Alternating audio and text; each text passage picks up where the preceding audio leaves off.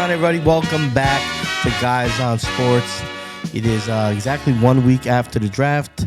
Our apologies for the audio on that draft, but your apologies. I'm an idiot. And Mark was a big help, but even with his help, we couldn't figure it out. But we're back, and we got some thoughts. We got a lot of thoughts. We got guys that went places that we love, guys that went places that we hate. We're going to talk at length today, or the guys are going to talk at length today about guys they love, their landing spots and where they ended up. But overall, thoughts on the draft. What do you guys think? Shador, the whole quarterback hoopla. Anything stand out to you? This draft, just like every draft for the last few years, your optimal fantasy guys that you're looking forward to seeing where they land, a couple of them land in some not so favorable spots. And that to me stands out year after year lately. It seems like it's getting to be, it's just commonplace now that some of these teams, even when it's not a pressing need, they still reach a little bit and they end up scarfing up one of these fantasy guys that you're hoping just falls like two teams below because they'd be in a great situation. And for me, that's what really sticks out about this draft. Anything sticks out to you? Yeah, I agree with you on kind of the placement of players, especially from a fantasy perspective. You want them to go in the right spot. One that I'm concerned about is Golden with the Packers. I mean, it's an incredibly crowded wide receiver room. I like him. I don't know that I was as high on him as some, but it makes me nervous that he's in a very crowded room. And I think not only did they take Golden, they took another wide receiver later. So they either don't like what they have, which could be a good sign for Golden, or he's just going to get lost in the shuffle, which is kind of what I think. Yeah, and the same situation for Mario Hampton too. It stinks because Harbaugh takes over that team. He does the right thing by bringing in Najee Harris, who kind of played his way out of Pittsburgh, as most running backs do in Pittsburgh for some reason. But Najee Harris has a lot of tread left on the tires. Every year he's putting up over 1,200 yards all-purpose and a lot of touchdowns. That looks like an incredible situation going into the season, and then here you go, the Chargers go and take Hampton off the board as the number 2 back off the board, and he now pairs with Najee Harris, and now it's a disaster. Now it's a disaster in the backfield because you don't know. I get what Harbaugh's doing. He's creating that 1-2 punch like a lot of teams find successful now. A la Detroit with Sonic and Knuckles, and it just stinks from a fantasy perspective, right? You want to see Hampton end up somewhere where he's going to, Dallas, where he's going to be a 3-down back. Yeah, I agree. I think before you say anything, Rocky, that we got to it's good to keep in perspective the difference between our fantasy wishes and NFL front offices. Yeah. So like you mentioned, like reaching on a player. Oftentimes if you're a fan of the Bears, right, you don't want the reaching would be taking a position of need when there's better players on the board. You never want your GM, I don't think, in real football to take a position of need over talent, because the draft is just to get the best talent available. I think GMs kind of mess up when they try to plug holes with draft picks, because you may be jumping 10, 12 spots down your board to fill a slot. Like the Giants have done it for years, and they just jump great players to fill needs, and it doesn't work out. Now, for the fantasy side, and it's something to keep in mind if you're somebody like you that drafts super early in the offseason and is just saying, oh, this guy has to go to a place that needs a RB1. I mean, it happened with Jahmyr Gibbs right after they signed Montgomery, but that's a case where it turned out to work for both backs. Just to push back a little bit, though, I don't think in those first 2 rounds, I don't think you necessarily have to reach for just the talent, because at every position at your areas of need, there is going to be a guy that is the most talented and probably the most talented to come out for the next year or two. So I think those early rounds, I totally agree. The late rounds, do not try to fill needs in those late rounds, because oftentimes those guys end up on your taxi squad. They end up, as just making the team, at the end of the roster, number 54. I agree at the end of the draft, but early in the draft, like for instance, the Bears. Don't get me wrong, I love and I think that Luther Burden 3 is an absolute steal. I think he can come in and make an impact. but it wasn't a pressing need for us. I don't necessarily know that we had to go and take, the best wide receiver available at the time off of the board. Whereas I'd have been okay coming back round 3 and getting one of those guys that was still sitting there too. Yeah, but I do think and part of this fantasy strategy is teams kind of tip their hat quite a bit. So the Bears, what they showed me is they want to have a fast offense. They want to have multiple. Well, it's Ben Johnson. Yeah. The Browns are looking at our draft with the Browns. The Browns want to stop the run and they want to run and throw the ball. Yeah. Well, let's not go crazy. What they really showed is 2 running backs. They got the best, maybe the second best linebacker in the draft and the best D tackle. So to me, they tipped their hat. Here's what we're going to be known for in 2025. The Bears, they want to be known as a fast offense, and they want to give all the tools to Caleb. The Giants, I think the Giants honestly had one of the better drafts out there. They said, hey, you're not going to be able to run the ball on us. Yeah, I'm going to push back on your pushback. I think that you're saying you are reaching if you draft a position of need and there's better players on the board, you're reaching. I don't know. You are. So if That's like if the Bears are at 3, you don't take a position of need. You take the best player on the board, even if you're good at the position. So the pick that I have in mind is coming back in the second round. And we're taking Luther Burden, who at that point is the 5th wide receiver off the board, I believe, 5th or 6th wide receiver off the board, versus, there was one top 2 talent at other positions still available. Like? In fact, the number 1 ranked cornerback was still on the board. Our defensive back play does need a little bit of help because we are oftentimes injured during the season in our defensive backfield. So you still had the kid from Alabama that was available at that pick. There were still some very highly, highly touted offensive linemen at that pick. Now, I will tell you that oftentimes offensive linemen, unless you get that diamond in the rough, it's really only the first, out of the first like 20 picks that come off the board, offensive linemen that really make that career impact. But still, I don't know that they had the reach for. And don't get me wrong, I'm going to be super happy when Luther Burden has close to 1,000 yards receiving and 7 touchdowns this year. I'm going to be happy. I feel like you got to take it with a grain of salt because you don't know the Bears, Ryan Poles, whatever, their evaluation on said cornerbacks. Like, you don't know their final grade, and he might be further down the board than Mel Kiper's big board, right? That's true. I don't know. I just hate when it's great when need and value marry and they just fall to you in that spot.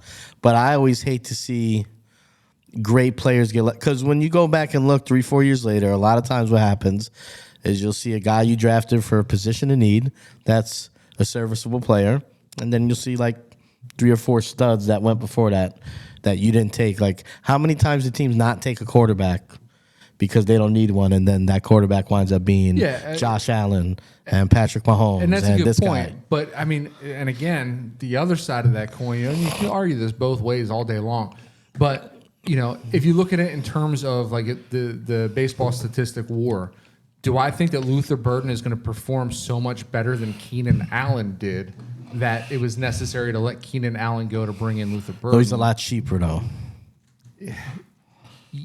For now, maybe. Yeah, but they can go out and they can get a cheap wide receiver 3 in the market too. Well, they could have got Tyler like Lockett was available, or even Elijah. So you rather have Tyler Lockett? And first of all, you're going to pay Tyler Lockett more than you're paying Luther Burden, whatever his name is. But you're going to go give him money. He's about, what, 15, 16 years into his career? But again, we don't need Luther Burden production for a couple of years. DJ You Moore's don't know still that. under contract. You don't know that. Rome I think you replenish if they. I don't know. Well, that's I think what I found made with this your draft. pick so weird is that it came straight after you're drafting maybe the best tight end in the draft. Who honestly, the more film I see of Colston, he kind of acts like a wide receiver. Yeah. So to me, it almost felt like you kind of got your wide receiver. No. You could have still kept The more Cole the Kmet in merrier. there or run 12 sets. In my mind, what I like in this too, right? Because this is going to be a Ben Johnson led offense. I think he's looking at DJ Moore being as Amon-Ra. He's looking at Roma Dunze being his Jamison Williams. He's looking to upgrade Luther Burden for who he had in Khalif Raymond, and he's now picking up a Colston who he likens to a Sam Laporta. And guess what? He's got a hell of another tight end in Cole Kmet as well. Yeah. So I think he's looking to replicate that offense in Chicago, which I am super stoked about. But again, do you think there's any possibility that after a year of seeing Rome, is that how do you pronounce it? Rome. After a year of seeing him, I like Rome. You're not sold on him as a true wide receiver too. Oh, he's for sure a true wide receiver too. Yeah, I think that makes. Rome is actually going to transition to a very, very appreciable wide receiver one if the time comes where if they can unload DJ's contract. I think there's something to be said for making a strength to strength. They want to throw the ball. They want to be an explosive offense. I think back to Peyton Manning, those Colts with Marvin Harrison, Reggie Wayne, Dallas Clark, Joseph Adai after Adrian James in the backfield. Like, they weren't shy about having weapons on the field. And they had a couple other guys, too, that I'm forgetting. Why not have attack the defense? Like, why? If he looks at Luther Burden and he feels like he's going to be productive, you run your 11 personnel, you put 3 wide receivers out, you put your brand new tight end out. Yeah, I mean, it doesn't, to me, it's like trying to fill need is like, I think, the death of GMs. I think you have to get talent and let your coach make it work. Mark my words, I know exactly why I drafted Luther Burden, and that's to take that underneath responsibility off of DJ Moore and open up the middle of the field for DJ Moore where he is sinister. Well, you got him, and now you got the tight end. You got Luther Burden to, run up those seams. I think it's going to be a dangerous offense. But hold on. I want to make sure I press record. Oh, God damn you. I think I did. I just, like to get in your head about stuff. That's all right, because we had the audio anyway. Yeah, but I want the video. All right. But we could have made a Japanese samurai version of. Yeah, that'd have been real entertaining. That could have been funny for clips. All right, so with that in the books, we're gonna move on to our favorite landing spots, and I'm gonna have the guys run down about 4 players each that landed in spots I'm sure that they both feel are close to being perfect, or have the potential to kind of be like fertile ground for these guys to grow on your fantasy team's garden. We'll start with Mark. Fill it out. Yeah, I'm scared to go to you because you're a little long-winded, but we'll roll with it. It's the top of the show. Mark, who did you love? Where they went, yada, yada. I'm going to start with the highest pick on my board here. And I can never pronounce his first name, so we're going to start referring to him as Titty McMillan. Oh, no, don't. Okay. I think it's Teteroa. All right, I think Tits McMillan, I think he ends up in a fantastic landing spot in Carolina. I think the way that Bryce Young played at the end of last season was the fire that they really needed to ignite in him. You've seen the rise of Xavier Legette, who I absolutely love. So I think Legette can be a very viable second fiddle to a true wide receiver one, which is what Tits McMillan is going to be. They still have Thielen, I think, in town to kind of coach these guys. You had the other youngster, Jalen Coker. They brought in a couple of running backs to help in the backfield until Jonathan Brooks is ready. And then they went out and they got the big tight end last year too, Jatavion Sanders. I think this offense is low key going to be a scary offense. If their defense can play any assimilation of defense, Carolina's going to put more wins on the board this year than people are expecting. But if the defense cannot do its part, then you're going to have a high potent offense that's always playing from behind, which makes Tits McMillan even a better play because he's going to get a lot of garbage time points because he's a high pointer. He's pretty speedy for his size. And honestly, I mean, I'm looking at some stats here. They threw the ball 547 times. There was 341 completions, right around 3,200 yards passing, 22 touchdowns. I mean, 22 touchdowns, nothing to write home about. That's 1.3 touchdowns per game. I think they can improve on that. And I think if McMillan ends up being the focal point of this offense, I think this is a tremendous landing spot for him with third-year quarterback Bryce Young. Yeah, well, I don't share your optimism about the Panthers as a whole. I think they'll struggle. It's a young team.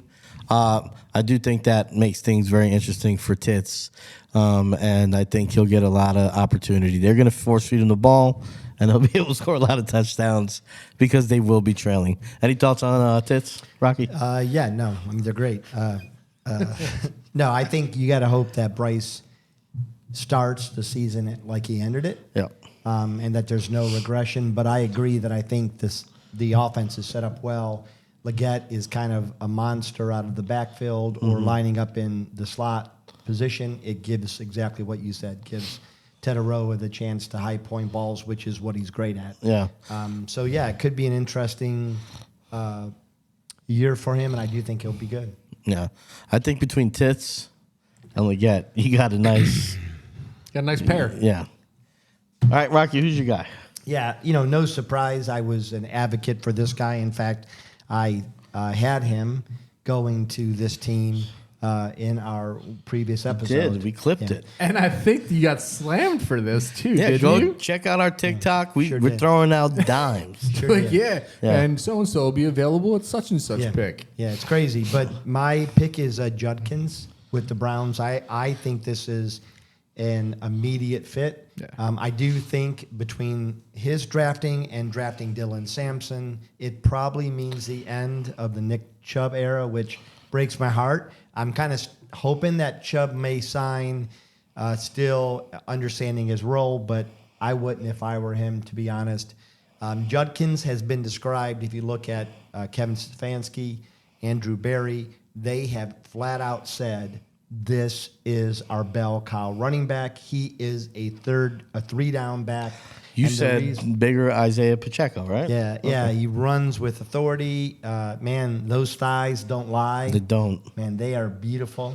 And you look at his production in the SEC for 2 seasons and an improved Big Ten in his last season. Better Big Ten last year. He had 1,575, 1,158, over 1,000 yards, and never scored less than 14 touchdowns.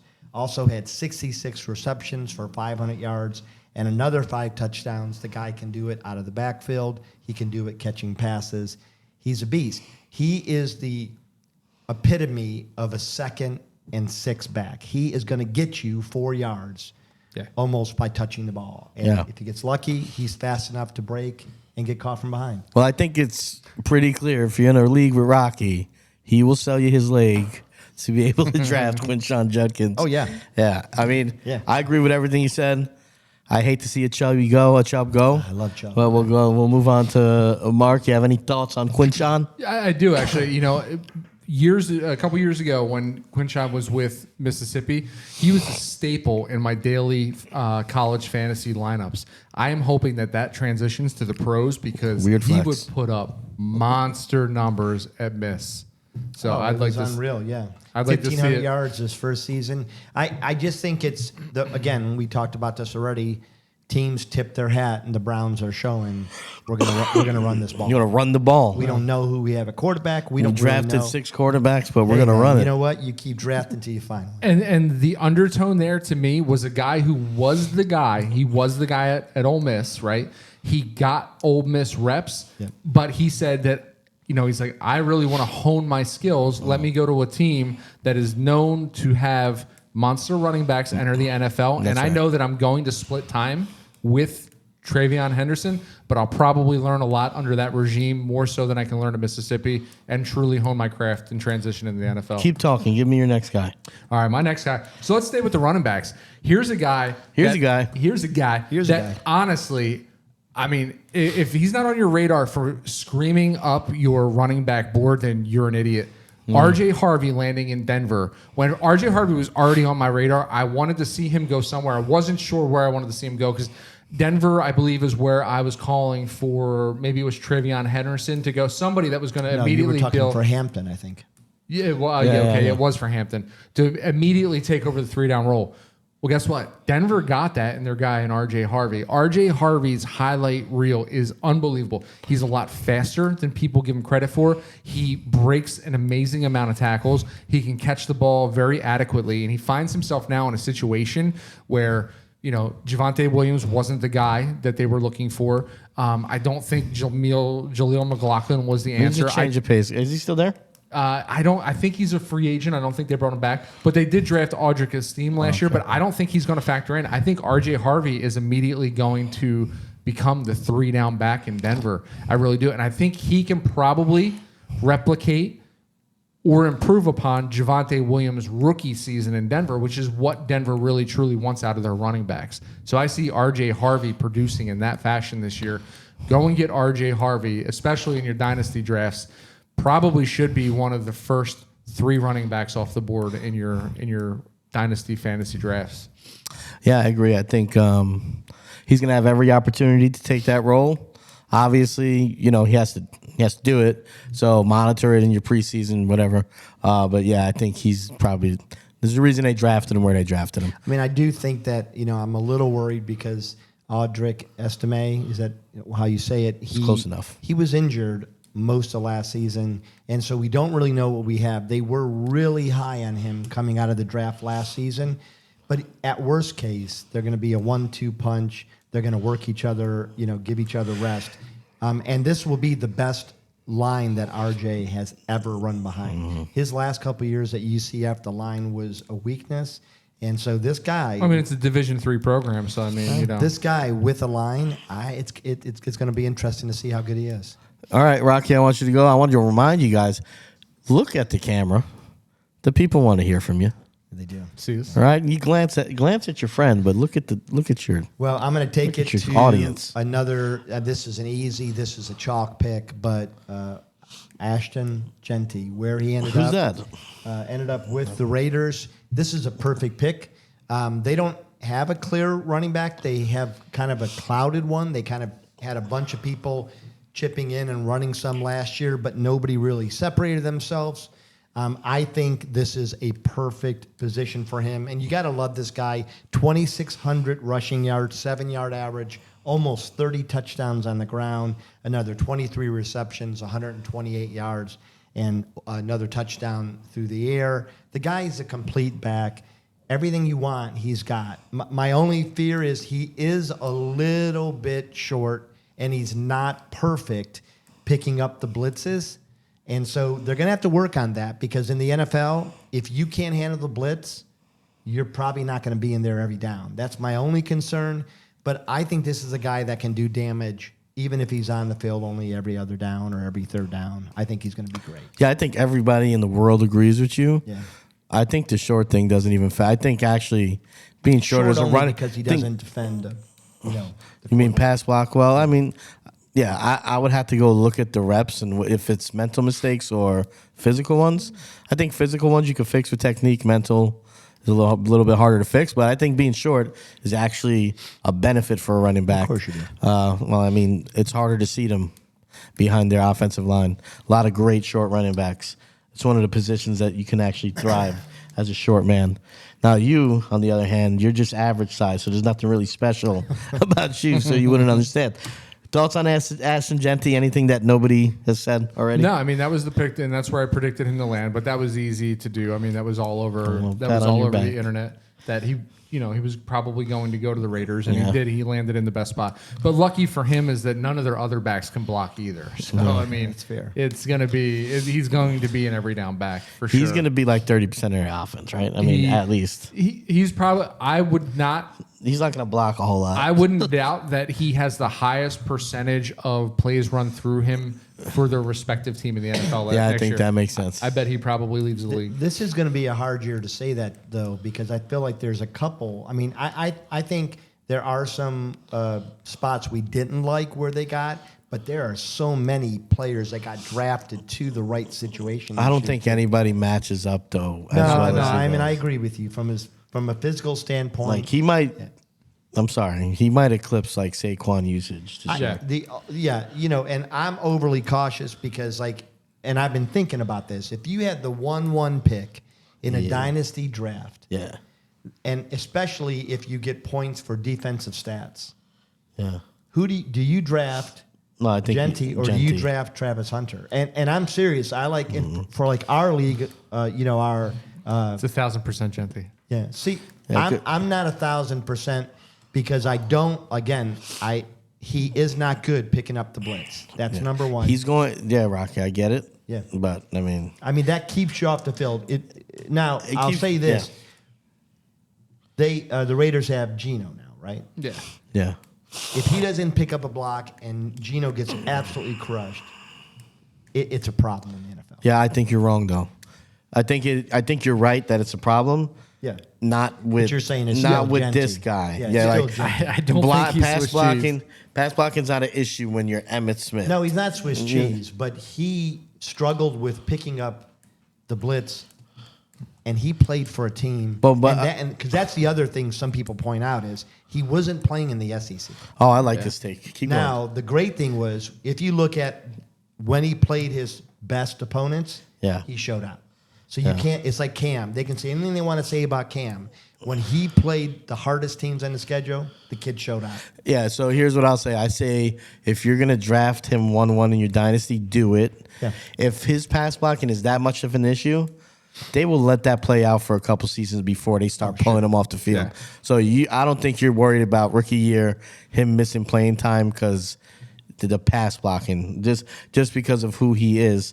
And I think with Travis Hunter, if you're drafting him as a defensive player or you're saying you could blame. I don't know that you could play him in two positions in most I think formats. if you drafted Travis Hunter and you don't plan on, if the Jaguars drafted Hunter and they don't plan, It's not going to happen. on playing him in both positions at least part time, then there was no reason to move up. Well, I was listening to somebody talk about this. Just a little side quest here. I think it was Gruden was talking about this. How they drafted Charles Woodson, who played receiver in college as well, and he wanted to play wide receiver in the NFL. But what Gruden was saying is that it is so difficult to play defense. There's so much on the installs to break down an offense every week. He said there's been how many years of history in the NFL. Nobody has really, really done it. I mean, Sanders, Hester a little bit, right? Nobody has really Chris done Campbell it. did it a little bit. But no, I'm just saying it's very rare, and if they do, it's very what's the word I'm looking for? Compartmentalized. It's just small, not Small sample size. yeah, small sample size. It's just not a lot there because it's very There's no longevity to being dynamic in both. yeah. You Well, can't. you're right. But just because it hasn't happened doesn't mean it won't happen. Well, I think you got to side on it. Yeah, you're right. You always side on the side of history. But I do think that I do think you've got to have 20 or 30 plays a game on defense that you're starting Hunter. And I think you maybe move them from dime to nickel, let them cover the slot receivers, which is easier to do because you're basically following the flow of the game. If you're playing man, yeah, I think in the early years, I think you'll get some of that. I think it's more probably like 12 to 20 tops. Can But I be honest? If he truly does make it as a defensive back in the NFL, I will be surprised. I will. I don't know that he's fast, so he makes up a lot of his mistakes, like getting his hips down, shifting. He makes up with his speed. The NFL, man, it's a different game. You're right. I'll be surprised if he excels. we love Travis Hunter, by the way. I get the passion. I love it, dude. To come out and to say that and to really stand by it and absolutely. immediately compare yourself to Shohei Ohtani and stuff like, hey, I think it's amazing. I want a guy like that on my team too that has that kind of vigor for the game. I think if he had been drafted by the Browns, which I'm wasn't. happy with who we got, but I would have been happy with him too. It seemed like I think the Browns had him at wide receiver. That's what their every down decision was. But I believe this 100%. They were going to mix him in, and you might only use him 10 plays against the biggest 10 plays it's of the not game. worth it. I don't think. I'd rather put him on special teams. And besides, Cleveland has to collect all the wide receivers they can just for their practices to have enough players for their quarterbacks to throw to. Yeah, Because what are they true. up to? 18 quarterbacks. Yeah, exactly. Yeah. All right. The best part of that Genty take was Phil comparing Genty to Emmitt Smith. So tune back in 22 seasons and see how that panned out. All right, your turn. All right, let me. I'm going to stick with running backs here, and I'm going to steal one out of Rocky's pocket here.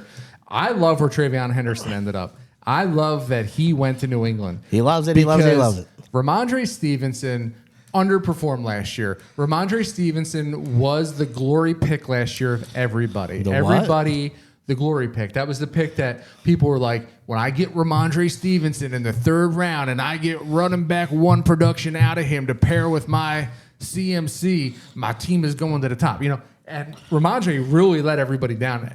Everybody thought Ramondre was going to be that 3-down back. And to Rocky's point, if you can't block, you don't play every down. So oftentimes Ramondre found himself in the doghouse. Yes. What does Ohio State do? Ohio State teaches their running backs how to block. Why? Because their quarterbacks are dog shit. So love that. they need running backs that can protect the quarterback. So these guys are trained to pass block. So Henderson coming in New England with that kind of pedigree behind him immediately becomes a 3-down back and supplants Ramondre in my eyes. Ramondre, now I don't know their size. I know that Ramondre does seem to play a little big. So I don't know what Trevion's size is compared. Maybe Ramondre does have a goal line role. Maybe Ramondre is maybe he's a Montgomery-ish style runner for New England. But I truly love Henderson in this young offense to not only take over 3-down responsibility, but to be their bell cow for the foreseeable future. Here's the only pushback I have. It's a small pushback because I think Trevion Henderson is a stud. But I'm taking into account the coaching staff, the culture they want to establish. They want to run the damn rock, right? And they want to be physical.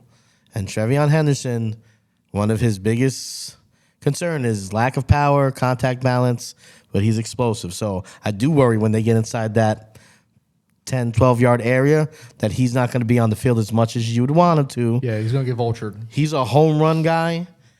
I'm hoping that he, puts some muscle on because they're going to be super physical. They're going to run the ball a lot. Like New England's, I think, going to be good this year. Yeah. That's the only thing I worry about with him because Stevenson does fit that mold of like the Derrick Henry deal like he had in the past and, kind of just wearing on the team. So that worries me just a little bit. I mean, I'll push back to your pushback. You're 100% right if we're talking about Genty not blocking as well. Henderson is coming out of this draft the best blocker. I mean, he's amazing at it. Yeah, he's good.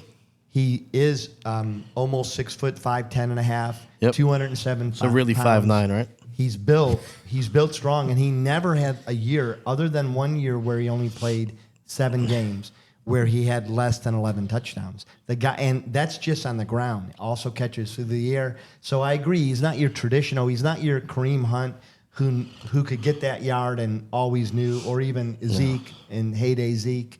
But he's not a scrub. He can find the end zone. No, he's not. I think your take is good. I think he's going to be really good. So here's the other part too: is I think this is kind of a throwback to the old Patriot offense. So when I think of Henderson, I think them getting back to the James White, back to I can see that. you know, back to those guys, Woodhead, those guys that are their dynamic pass catching backs that are the home run hitters as well. Something that I think they tried to reprise last year, bringing Antonio Gibson into town, and that also did not pan out.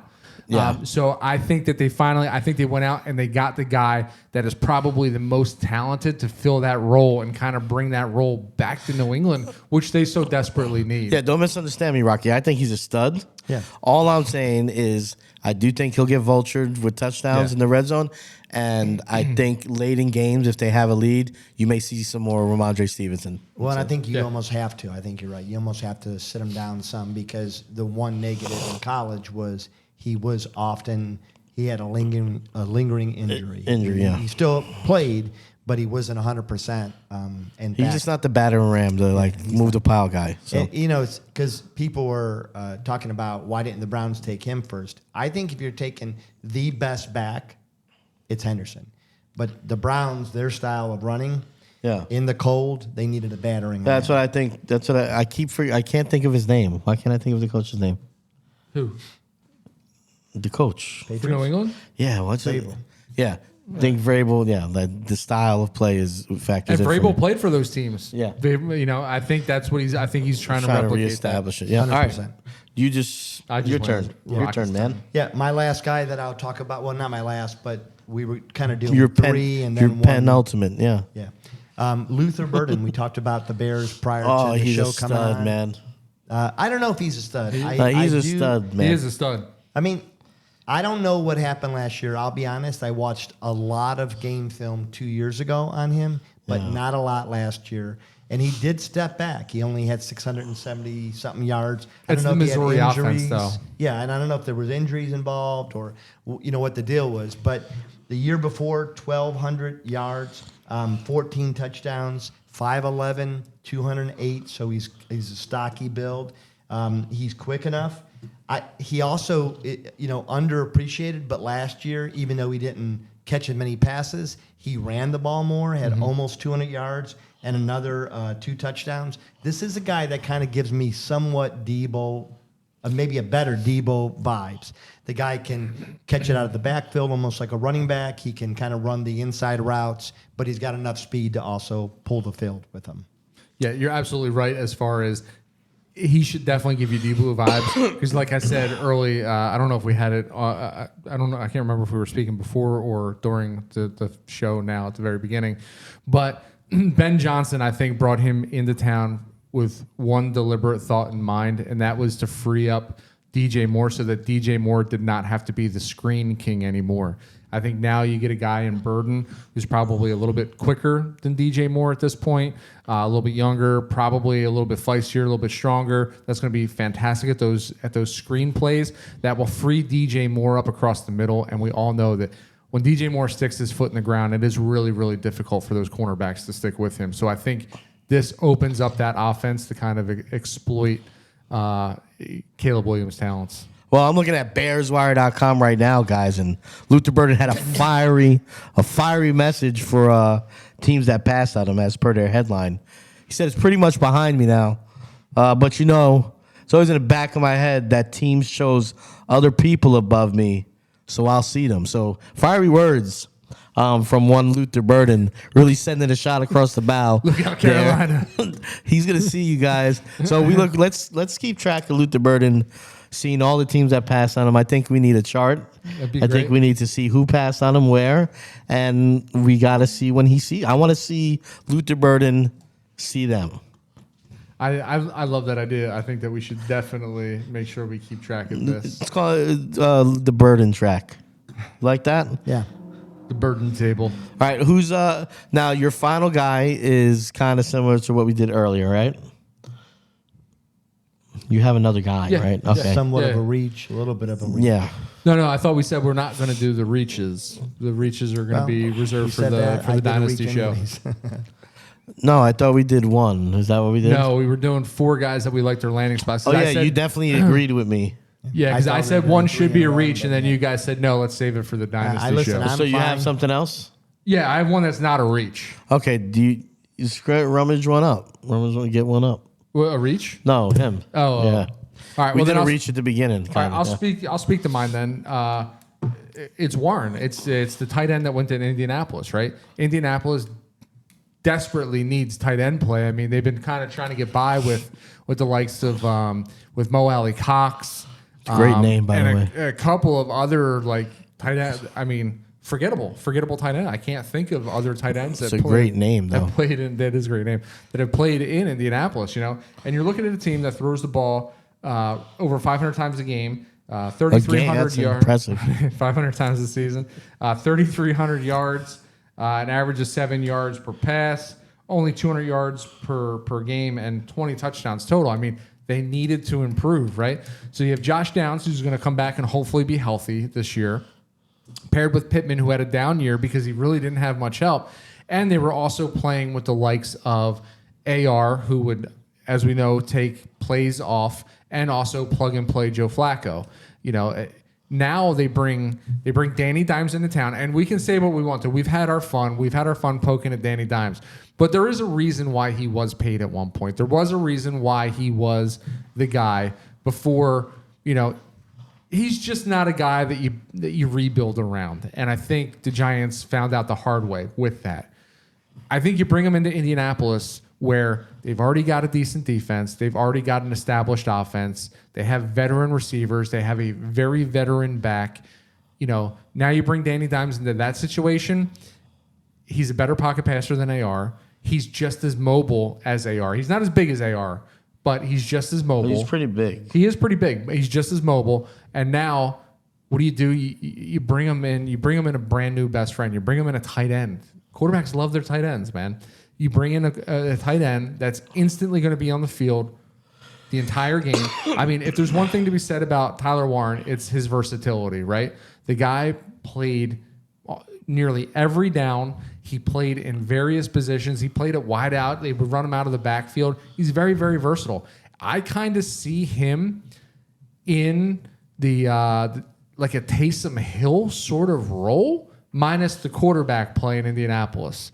I think that they're going to probably get the ball into Tyler Warren's hands quite often this season. So if you're in PPR leagues, don't pass up on Tyler Warren. Go out and get him. I don't know that he has to be the first 7 tight ends off of the board, but you're going to start thinking about getting him off the board in your top 10 tight ends. I mean, you see Tyler Warren in college do some wildcat quarterback play, so I think you're in line. I think he's going to be a big red zone guy. So obviously, high pointing, big red zone target, and I think they might work some wildcat in there.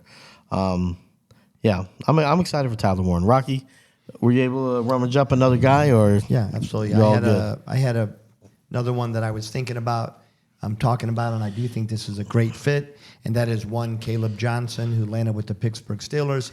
Mark already mentioned that Najee has left the Steelers team, and Caleb, honestly, if Caleb was a little bit faster, we would probably be comparing him a lot more to Derrick Henry. That's the only knock against him. The guy is 6'1", 224 pounds. He's powerfully built, knows how to find the end zone. If he had run anything better than a 4.57, we would be getting comparisons, again, to Derrick Henry. He reminds me on the low end of the best years with LeGarrette Blount, who was able to find 10, 12, 13 touchdowns, even though he was a little bit slower, but he was a big back. I think that's going to be his role. He's going to vulture most of the touchdowns in the Steelers' offense. I don't know who they're going to have at quarterback, but I do think they're going to be better than last year, just in general. And I love the idea that with DK and with Pickens, you're going to be able to move the ball some. And Freiermuth. Yeah, and Freiermuth. So, Caleb Johnson. Caleb Johnson? Yeah, I got nothing on Caleb Johnson. I'm watching highlights right now. No, I do like Caleb Johnson, and early scuttlebutt was that was going to be the running back that the Bears went after in round 2, which I was praying. Running back was not a position of need for us. I'm actually very, very happy with getting Monagai in round 7 just to have there. We already, if Ben Johnson wants to replicate Sonic and Knuckles, Swift obviously in that Sonic position because he is the quicker of the backs. Roshan Johnson is a powerful, powerful back, and this will be year 3 for him. So he now understands his role. He's a big dude, and he is definitely your goal line guy. So we did not have a need for Caleb Johnson, but I do like Caleb Johnson's fit. I think he probably will split time with Jalen Warren this first year, but going forward, he could end up being the next Le'Veon Bell, the next Najee Harris, the next guy that spends 4 years in Pittsburgh before he moves on. Yep. He's a big guy. He runs with some power. Yes. He does, yeah. He's not, he's got not some a hands on him, too. side-to-side back. Like, he's not going to say you have he's a one cut. cut. Yeah. He's a one-cut guy, but he moves the pile. I'm looking at his highlights against Iowa State here, the powerhouse that is Iowa State. But, yeah, he looks like a physical presence. All right. When he also was in the least creative offense in college football. Yeah. And he still, Tight end U. Yeah, people knew that he was going to be running the ball, and they couldn't stop him. So we have some breaking news on the Luther Burden stat tracker hunt. We have the 4 teams that are officially on notice. Okay, I like it. You have Tits McMillan going to Carolina. Okay. You have Emeka Ibuka, double E, going to Tampa Bay. Tampa Bay is on notice. This next one, my favorite, he's putting Green Bay on notice with Matthew Golden, and he's also putting the Houston Texans in their place. So here's a counterpoint here. Is he only talking about wide receivers, or feels like he's talking about every team that passed on? Oh, shit. Yeah, let's do it. So is he talking about the whole NFL? The whole NFL is on notice. I like it. All right, guys. Well, that's the show. Hopefully you enjoyed. Please stick with us here in the off season as we kind of plow through whatever we're going to plow through. I know we're going to do some more mock drafts, specifically for redraft, and we will do an updated dynasty draft post NFL draft, and we will start doing positional breakdowns sometime here soon.